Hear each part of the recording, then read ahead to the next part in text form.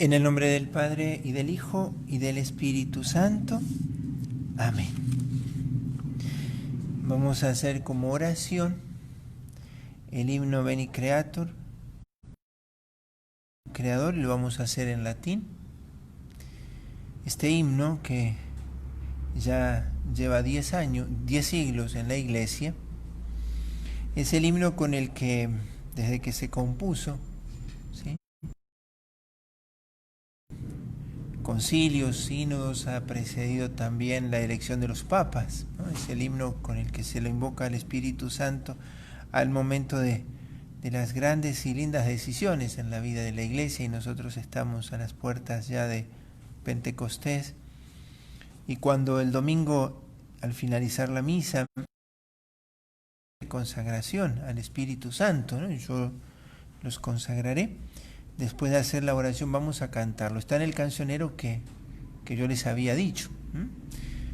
Igualmente vamos esta noche a elaborar el cancionero que vamos a usar en la misa, y por lo tanto también va a estar disponible. Vamos a entonar algunas estrofas de este himno.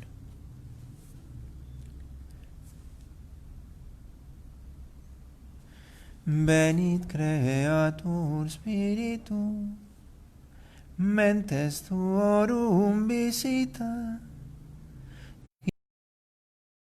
eterna gracia, que tu creasti pectora, qui diceris Paraclitus, altissimi donum Dei, fons vivus eterne dextere, turri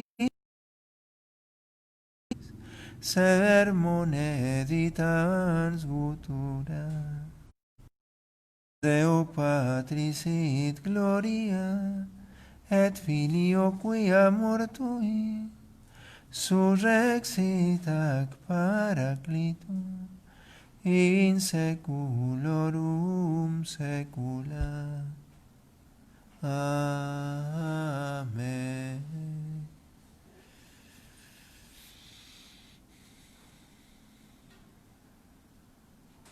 Dios te salve María, llena eres de gracia, el Señor es contigo. Bendita tú eres entre todas las mujeres, y bendito es el fruto de tu vientre Jesús. Santa María, Madre de Dios, ruega por nosotros pecadores, ahora y en la hora de nuestra muerte. Amén. Gloriosa Santa Elena, ruega por nosotros. En el nombre del Padre, y del Hijo, y del Espíritu Santo. Amén. Vamos a tomar en este octavo día de la novena, ya de alguna manera como queriéndonos sumergir con el espíritu de esta lección, y ya mañana será el día en el cual nos dispondremos a celebrar la misa de la vigilia.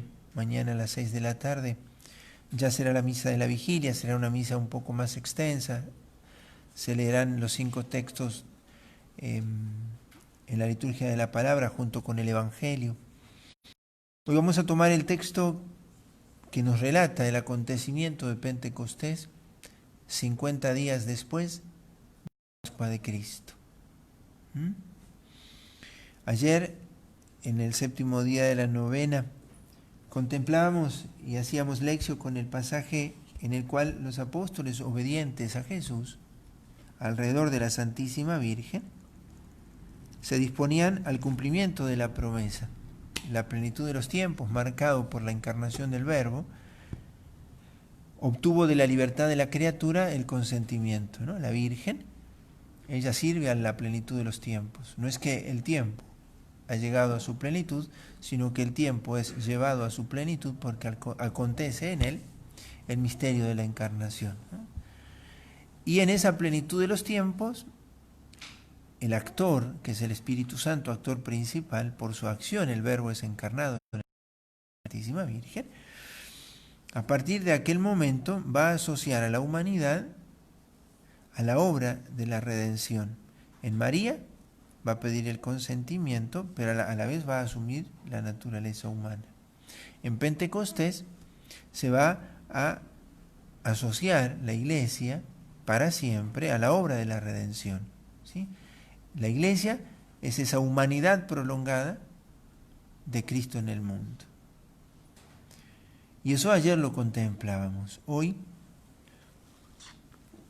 después de haber contemplado ayer, en nuestra oración, en nuestra lección, esa novena que la Virgen hizo con los apóstoles en espera del Espíritu Santo, hoy vamos a tomar el texto de los Hechos de los Apóstoles, capítulo 2, versículos del 1 al 11. Hechos de los Apóstoles 2, del 1 al 11. Al llegar el día de Pentecostés, estaban todos reunidos en el mismo lugar. De pronto, vino del cielo un ruido semejante a una fuerte ráfaga de viento, que resonó en toda la casa donde se encontraban. Entonces vieron aparecer unas lenguas como de fuego, que descendieron por separado sobre cada uno de ellos. Todos creyeron en el Espíritu Santo y comenzaron a hablar en distintas lenguas, según el Espíritu les permitía expresarse. Había en Jerusalén judíos piadosos venidos de todas las naciones del mundo. Al oírse este ruido, se congregó la multitud y se llenó de asombro, porque cada uno los oía hablar en su propia lengua. Con gran admiración y estupor decían: ¿acaso estos hombres que hablan no son todos galileos? Uno de nosotros los oye en su propia lengua, partos, medos y elamitas. Los que habitamos en la Mesopotamia o en la misma Judea, en Capadocia, en el Ponto y en Asia Menor, en Frigia y Panfilia, en Egipto, en la Libia cirenaica, los peregrinos de Roma, judíos y prosélitos, cretenses y árabes, todos los oímos proclamar en nuestras lenguas las maravillas de Dios. Palabra de Dios. Te alabamos, Señor. Este relato para nosotros tan conocido, ¿no?, tan importante, ahora lo queremos en este día orar, tomar como texto de Lección Divina y poder reconocer algunos elementos que nos ayuden a poderle sacar mayor provecho al momento de orarlo. Llegado el día de Pentecostés, o sea, 50 días después de la Pascua, los judíos celebraban esta fiesta. ¿Sí? Era una fiesta que conmemoraba en un comienzo las primicias que se le daban a Dios. Era la fiesta en la cual se ofrecían a Dios las primicias de la cosecha. Así nace la fiesta de Pentecostés. Así es, bueno, en su primera expresión. Luego, esa fiesta también conmemoró entre los judíos, era la fiesta que conmemoraba la alianza de Dios con su pueblo. ¿Sí? Esa alianza que tiene su lugar de sellado, que es el monte Sinaí, ¿no? Ellos celebraban la alianza que Dios había celebrado con ellos en el monte Sinaí. La Pascua celebraba la liberación de Egipto, ¿no es cierto? Pentecostés, la alianza que se selló entre el pueblo de la ley en el Sinaí. Era una fiesta muy significativa. Pero con este acontecimiento, Pentecostés pasa a ser la fiesta de el don del Espíritu Santo. Nosotros la fiesta la celebramos 50 días después de la Pascua, ¿sí? Pero en realidad Pentecostés viene a ser la fiesta que, junto con el acontecimiento de la resurrección de Cristo, conforman el núcleo de la Pascua. La Pascua es la entrega de Cristo y el don del Espíritu. Cristo se entrega, se ofrece en sacrificio por nosotros, restaura, repara, redime el pecado con el que el hombre se había separado de Dios, ¿sí? Y Dios, por la obediencia de su Hijo, entrega el Espíritu, que es la vida nueva. ¿Qué es lo que sucede en el bautismo? El Espíritu fecunda la fuente, como el vientre de la iglesia, y da a luz por la Pascua de Cristo a los nuevos hijos. Al celebrarlo nosotros de modo separado, nos permite durante 50 días prepararnos para esto. el motivo, la razón por la cual nosotros fuimos haciendo todas estas pláticas durante, creo que fueron 22 pláticas de preparación para luego hacer la novena, ¿sí? Que estamos ya en el 8º día. Entonces, ¿estaban reunidos dónde? De pronto, al llegar el día de Pentecostés, estaban todos reunidos en un mismo lugar. Para nosotros, esto podría ser solo un dato secundario. Y sin embargo, cuando dice estaban todos reunidos en un mismo lugar, también esto hace referencia, ya estaba incluido Matías. Si ustedes se fijan allí en el capítulo 1, en los versículos del 23 al 26, está la elección de Matías, el apóstol que viene a reemplazarlo a Judas. Estaban todos, estaba la iglesia, los 12 apóstoles, juntos con María, reunidos en un mismo lugar. Que tiene una referencia física, sí, porque era el cenáculo, pero también tiene una significación que es mucho más que una cuestión de lugar o de sitio físico, ¿no? Ellos estaban reunidos y era una misma esperanza la que los sostenía. Era la plegaria común que hacía que sus corazones se constituyeran así en verdad en una unidad, ¿sí? Porque uno dice, ¿sobre quién desciende el Espíritu Santo en esta escena? Aparece sobre la iglesia.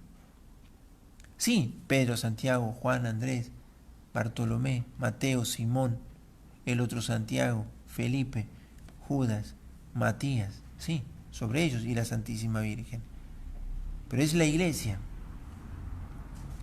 Y entonces es la iglesia la depositaria del don del Espíritu Santo. Que aquí está en estos apóstoles que son, decíamos ayer, el fundamento apostólico de nuestra iglesia. La manifestación exterior que se da, ruidos como fuertes ráfagas de viento, ¿sí? Que de hecho se hizo escuchar en Jerusalén, muchos acudieron al lugar al oír este sonido, este ruido, ¿sí? ¿Qué es lo que se ve? Solo llamas de fuego, en formas de lenguas. Y aquí está aquello de Jesús en Lucas. Fuego he venido a traer a la tierra y cuánto desearía que ya estuviera ardiendo. ¿Sí? Ya lo hemos dicho en alguna otra lección o en alguna plática. Cuando a Jesús lo rechazan en Samaria, los apóstoles Santiago y Juan van a pedirle al Señor, ¿quieres que hagamos caer fuego sobre este pueblo? ¿Y qué les dice Jesús? ¿No? Los reprendió y dice, vámonos de aquí, ¿no? Lucas 12, versículo 49. Es cuando Jesús dice, yo he venido a traer fuego sobre la tierra y cómo desearía que ya esté ardiendo. Santiago y Juan, cuando Jesús es rechazado, apelan a la justicia humana. En cambio Jesús, porque el versículo 50 de ese capítulo 12 dice Jesús, tengo que recibir un bautismo y cuánto deseo recibirlo. El bautismo de sangre, el bautismo de su sacrificio. La justicia, esa que Santiago y Juan le pidieron a Jesús, no es la justicia que Jesús aplicara. La justicia que Dios aplicará es que Él cargará sobre sí, la culpa que nosotros merecíamos. Y pagando por nosotros, hará que descienda fuego. Pero ya no será un fuego que destruya, sino un fuego que transforma. Es el fuego que purifica. El fuego que purifica el oro de la escoria, que purifica el corazón humano de toda esa resaca del pecado en la que el hombre, sin embargo, tantas veces vuelve a elegir, ¿no? Entonces, que aparezcan lenguas como de fuego, o fuegos en forma de lengua, como quisiéramos, en forma de lengua, también expresa de alguna manera una, una realidad que ya en el Antiguo Testamento se había dado. En el libro del Génesis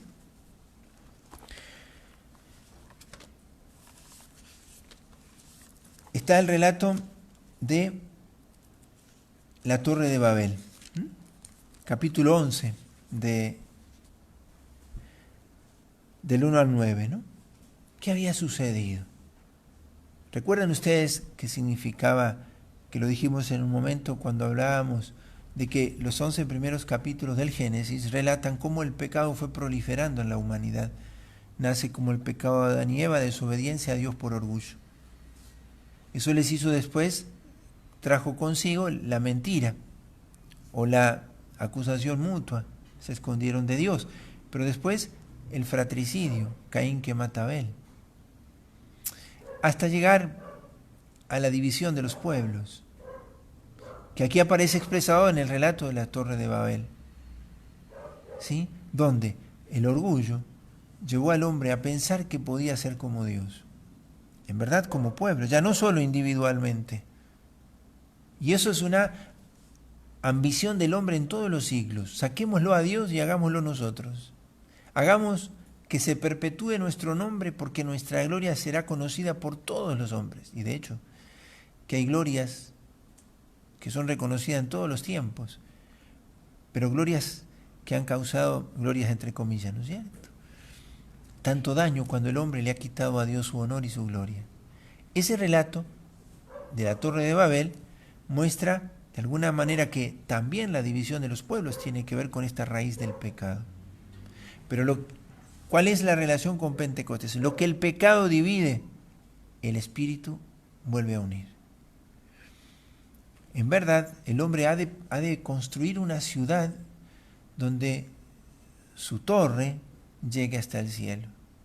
¿Cuál es la ciudadela de Dios?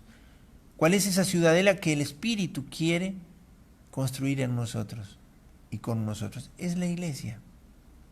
Y no hablo de la iglesia física, del templo físico, sino son ustedes.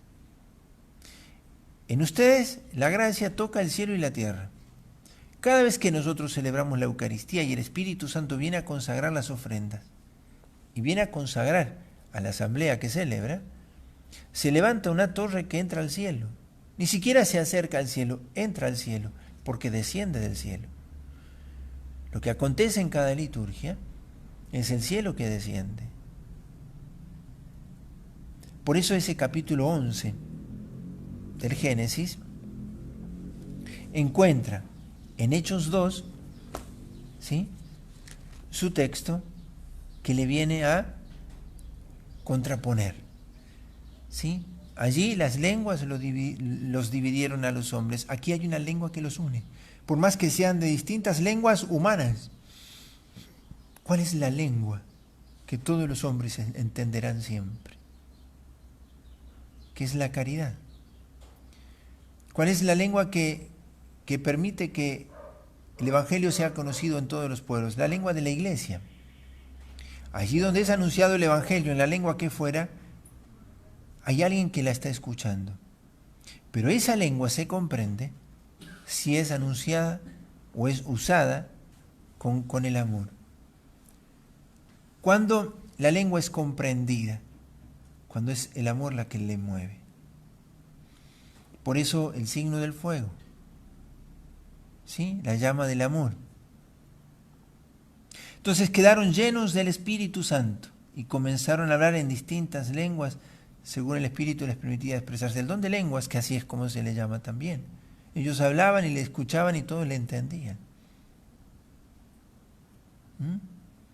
Y ahí describe cuántos estaban allí. Había una multitud que llenó de asombro y estupor. ¿Por qué? Porque ellos les conocieron a estos hombres.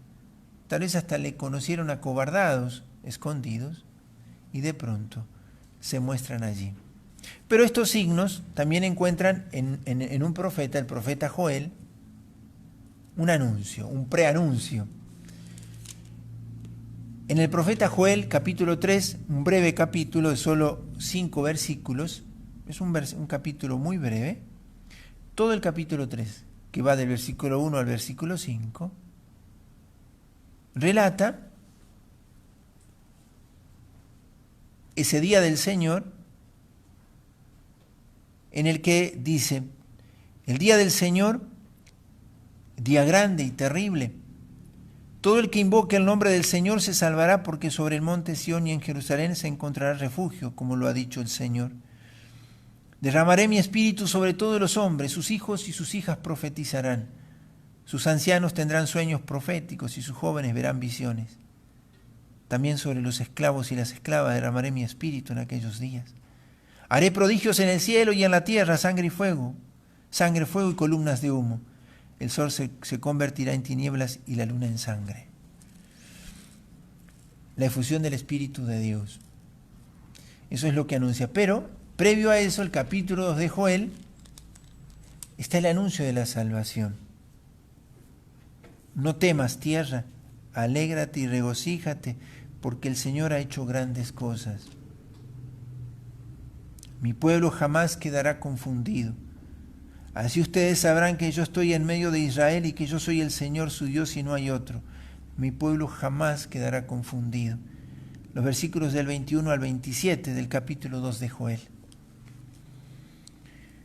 Y entonces, cuando nosotros nos dispongamos a orar este capítulo 2 de los Hechos de los Apóstoles, tenemos esos dos textos del Antiguo Testamento. Ya vamos a dar uno más. Génesis 11 y Joel 3 y esos versículos de Joel 2,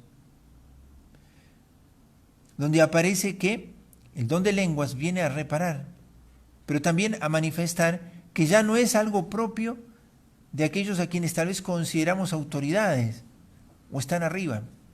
Los carismas y los dones del Espíritu no tienen las medidas que nosotros les ponemos muchas veces a las cosas.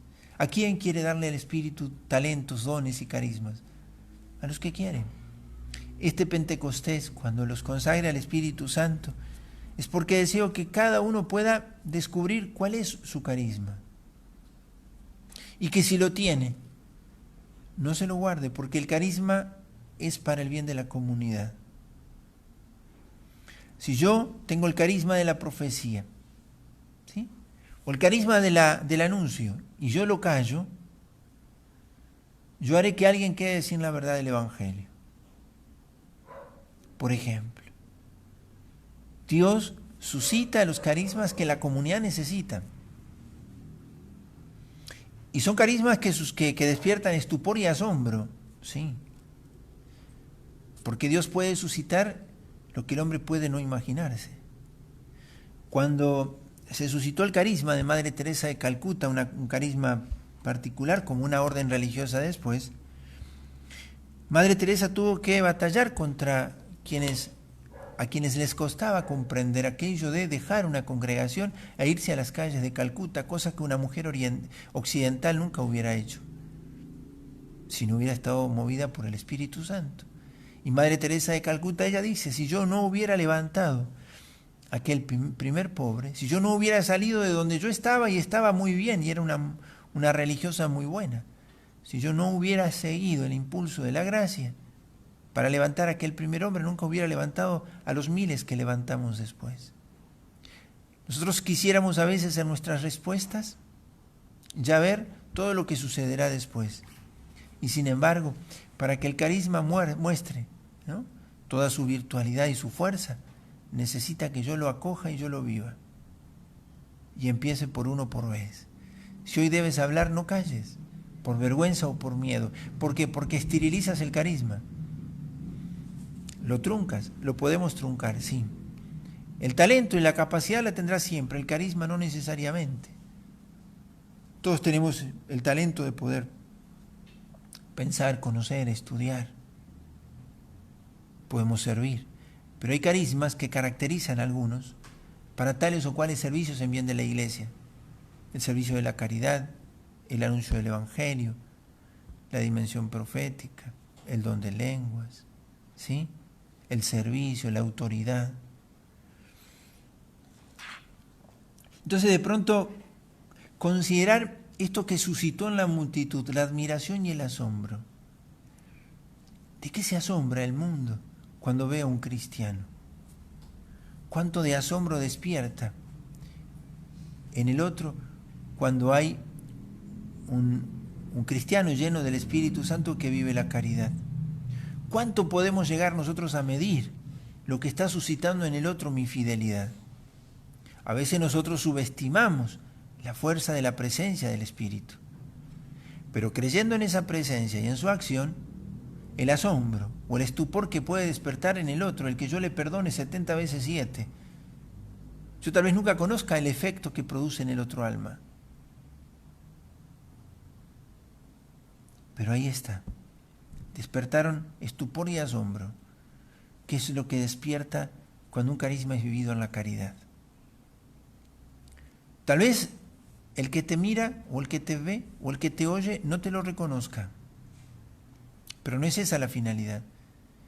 Pero cuando acontece el Espíritu Santo en un alma que vive con fidelidad su carisma a su alrededor, despierta estupor y asombro. Esa, de alguna manera, irradiación por sí de la gracia en nosotros, del carisma. Y entonces todos les oímos proclamar las maravillas de Dios en nuestra lengua. La iglesia tiene una sola voz y la proclama, la usa para proclamar la verdad en todo el mundo. Entonces ella habla todas las lenguas. Allí donde un cristiano en chino, en alemán, en español, en francés, en cualquier lengua africana, donde el Evangelio es anunciado, la iglesia habla esa lengua. El Espíritu le ha permitido a esa lengua confesar que Dios es Padre, que Jesucristo es Dios, que el Espíritu Santo es Dios, que en Cristo hay salvación y salvación eterna. Y entonces ya no se cumple en todos nosotros que cuando yo hablo todos me oyen en su lengua.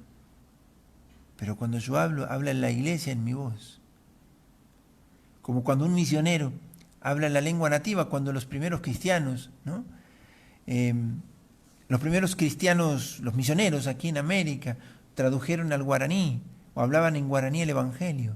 La iglesia habló el guaraní. Como cuando en la China, los misioneros del Verbo Divino, en su momento allá comienzo del siglo XX, se hicieron unos con los chinos y vistieron como ellos y hablaron como ellos y tradujeron a su lengua el Evangelio. Ya estaba, pero ellos lo hablaron en esa lengua. Y así. ¿Cómo no dar gracias ante este acontecimiento? No mirarlo como un acontecimiento de hace 2000 años. Hoy el Espíritu Santo sigue haciendo que el Evangelio sea proclamado en todas las lenguas. Y vamos a volver a referir un texto que ya estos días hemos rezado, que es del profeta Ezequiel 36, versículos 27 y 28, o 25 al 28 para que ya lo puedan ver completo. Les daré un corazón nuevo, les infundiré un espíritu nuevo.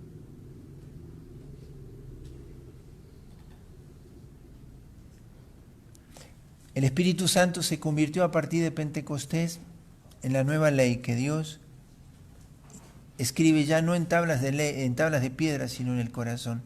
¿Sí? Ahora Pentecostés ya no es la memoria de la primera alianza escrita en piedras, sino de la nueva alianza escrita en los corazones. ¿No? Y entonces aquí podríamos de pronto seguir rezando el discurso de Pedro apenas acontece esto. Abren las puertas y Pedro, algunos dicen que se burlaron. Estos están ebrios, se tomaron todo, ¿no? Han tomado demasiado vino, le dicen ahí en el versículo 12, y Pedro dice, estos hombres no están ebrios como ustedes suponen, ¿no? Y ahí cita lo de Joel que yo les acabo de dar, y Pedro mismo lo dice. En los últimos días, dice el Señor, derramaré mi espíritu. Y eso aconteció este día.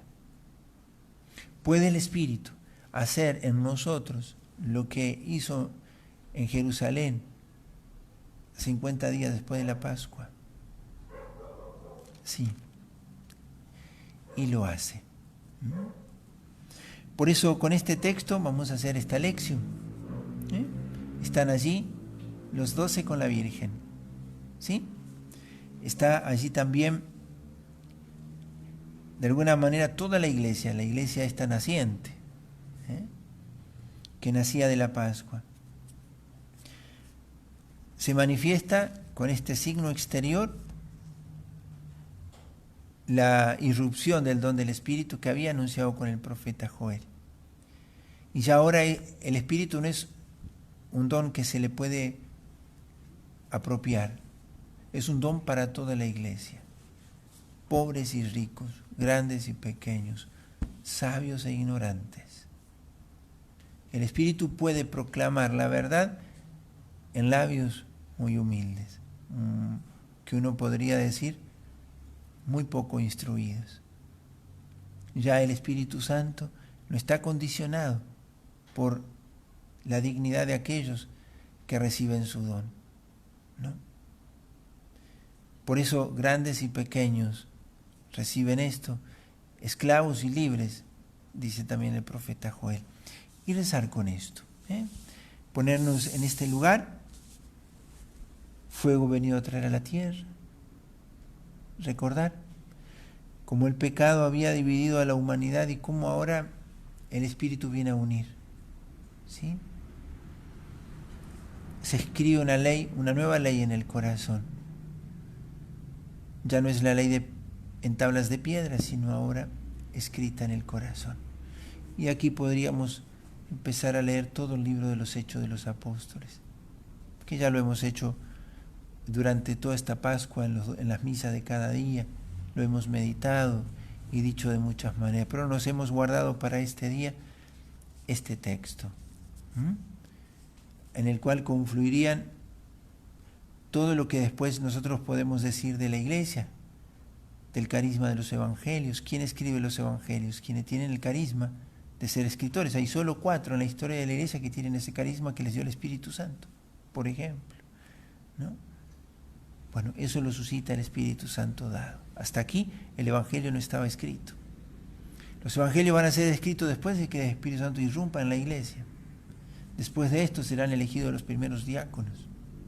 Después de esto se comprenderá el significado de la imposición de manos para la transmisión del Espíritu Santo. Y así la iglesia va empezando a conformarse, ¿sí? Como ese cuerpo que actúa y vive por la presencia del Espíritu Santo. Vamos a hacer la oración del Espíritu Santo, la que hemos hecho estos días, la secuencia, en la misa este domingo.